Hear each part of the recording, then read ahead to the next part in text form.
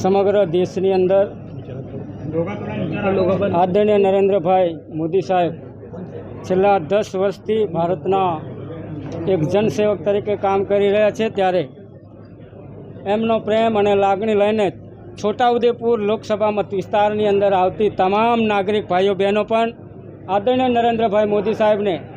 ત્રીજી વખત વડાપ્રધાન બનવા માટે ખૂબ મોટું મન બનાવી લીધું હતું અને આનું આજે પરિણામ જોવા મળી રહ્યું છે। ત્યારે આજના તબક્કે આદરણીય નરેન્દ્રભાઈ મોદી સાહેબના કરેલા કામો અને મારા ભારતીય જનતા પાર્ટીના મત વિસ્તારમાં આવતા છોટાઉદેપુર લોકસભા મત વિસ્તારમાં આવતા 7 આદરણીય ધારાસભ્યશ્રીઓ, આદરણીય જિલ્લા પંચાયતના સભ્યશ્રીઓ,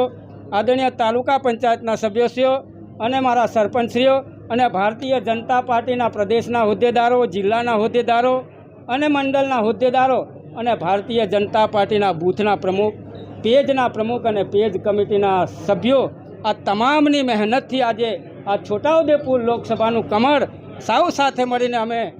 સાથે મળીને અમે લોકોએ આદરણીય નરેન્દ્રભાઈ મોદી સાહેબના ચરણોમાં જંગી બહુમતીથી ધરવા જઈ રહ્યા છીએ।